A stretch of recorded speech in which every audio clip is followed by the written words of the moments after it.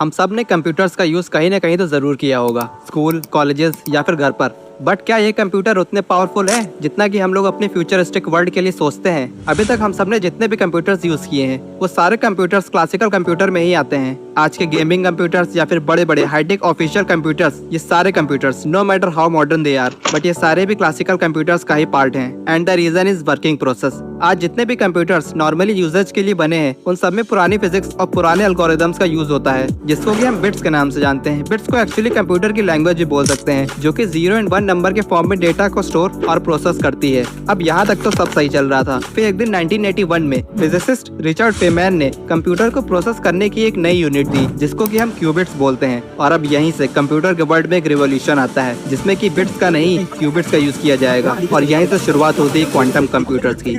So hello and welcome back to my YouTube channel and let's start the topic. Quantum computers नाम सुनते ही हमारे दिमाग में hint आता है कि इसका कनेक्शन कहीं ना कहीं क्वांटम फिजिक्स से है। वेल, बिल्कुल करेक्ट। क्वांटम कंप्यूटर्स की जो वर्किंग प्रोसेस है वो पूरी तरह से क्वांटम फिजिक्स के प्रिंसिपल पे चलती है, और उनमें से जो सबसे मेन प्रिंसिपल है वो है सुपरपोजिशन। इसको इस तरह से समझो कि जो बिट्स होते हैं वो एक ही टाइम पे एक ही स्टेट में प्रेजेंट हो सकते हैं, या तो 1 या फिर 0। बट क्यूबिट्स के केस में क्यूबिट्स एक ही टाइम पे दोनों ही स्टेट में प्रेजेंट हो सकते हैं, 0 एंड 1 साइमल्टेनियसली, और इसी को सुपरपोजिशन ऑफ क्यूबिट बोलते हैं। इसको एक एग्जांपल से समझते हैं। अगर आप एक सिक्के को ऊपर की तरफ फ्लिप करते हैं तो सिक्का गिरने के बाद पता चलेगा कि हेड्स आया या फिर टेल्स, मगर मिड एयर में जब सिक्का घूम रहा था तो वो हेड्स और टेल दोनों ही था। इसी तरह से क्यूबिट्स भी हर समय 0 एंड 1 दोनों ही स्टेट में प्रेजेंट रहते हैं। बट प्रॉब्लम तब आती है जब इनको कोई ऑब्जर्व करता है। यस, अगर आपने लाइट के नेचर के बारे में पढ़ा होगा तो आपको ये जरूर पता होगा कि लाइट वेव एंड पार्टिकल दोनों ही नेचर में प्रेजेंट होती है। बट जैसे ही उनको कोई ऑब्जर्व करता है then at that time light single nature show करने लगती है। और ये एक्सपेरिमेंटली प्रूव भी है। एंड ये फिनोमिना आज तक एक मिस्ट्री है कि लाइट या फिर डिफरेंट क्वांटम आयन को ये कैसे पता चल जाता है कि उन पे नजर रखी जा रही है।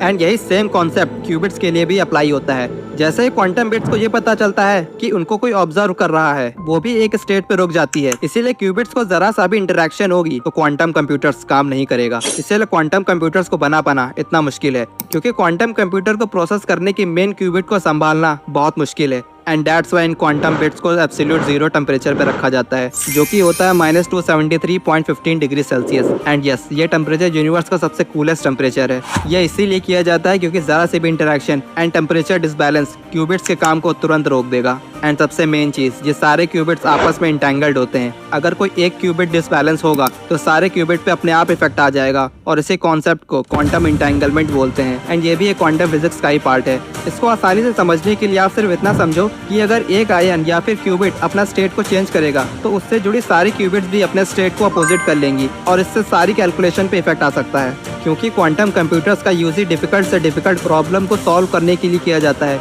जो कि क्लासिकल कंप्यूटर्स नहीं कर सकते। आप क्वांटम कंप्यूटर की पावर को इससे प्रेडिक्ट कर सकते हैं कि एक कैफीन मॉलिक्यूल को सिमुलेट करने के लिए क्लासिकल कंप्यूटर को 10 टू की पावर 48 बिट्स का यूज करना होगा। मतलब आप समझ रहे हो, 10 के बाद 48 जीरो लगा दो, उतने बिट्स, जो कि अब तक का सबसे बड़ा सुपर कंप्यूटर भी नहीं कर सकता। लेकिन वही अगर ये काम एक क्वांटम कंप्यूटर करेगा तो उसको बस अप्रॉक्स 300 क्यूबिट्स ही लगेंगे एक कैफीन मॉलिक्यूल का सिमुलेशन बनाने के लिए।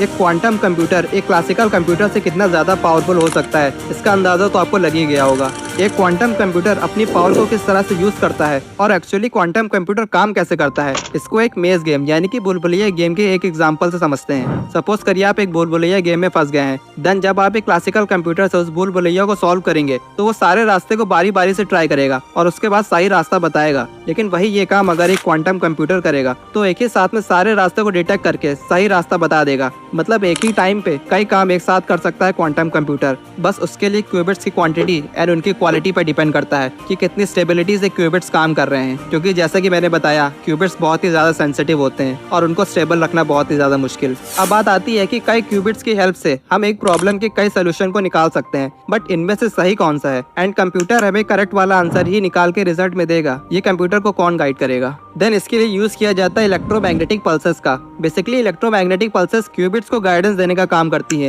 एक स्टेबल डायरेक्शन देती है ताकि कंप्यूटर सारी कैलकुलेशन को कंप्यूट करके हमें सही वाला रिजल्ट ही शो करे, वो भी बिना किसी इंटरफेरेंस के। इलेक्ट्रोमैग्नेटिक पल्सेस को कंप्यूटर प्रोसेसर तक पहुंचाया जाता है बहुत ही ज्यादा ध्यान से, ताकि क्यूबिट को ये ना पता चल सके कि उनसे कुछ भी काम करवाया जा रहा है और उनको ऑब्जर्वेशन में रखा है। अब आप सोच रहे होंगे क्यूबिट्स को रखा कहाँ जाता है, तो इसका आंसर है कंटेनर में, जिसको कि डाइल्यूशन रेफ्रिजरेटर बोलते हैं। और इसी रेफ्रिजरेटर रेफ्रिजरेटर का टेम्परेचर होता है -273 डिग्री सेल्सियस के अराउंड, और उसी की हेल्प से कंप्यूटर प्रोसेसर बनाया जाता है। एंड इन इलेक्ट्रोमैग्नेटिक पल्सेस को कंप्यूटर प्रोसेसर तक पहुंचाने का काम ये जो स्क्रीन पे वायरिंग आप देख रहे हो, इन्हीं वायरिंग एंड पाइपिंग की हेल्प से क्यूबिट्स तक पल्सेस यानी कि वेव्स को पहुंचाया जाता है। आप जानते हैं कि नॉर्मल लोग भी आने वाले टाइम में क्वांटम कंप्यूटर्स का यूज कर सकेंगे? इसका आंसर है नहीं।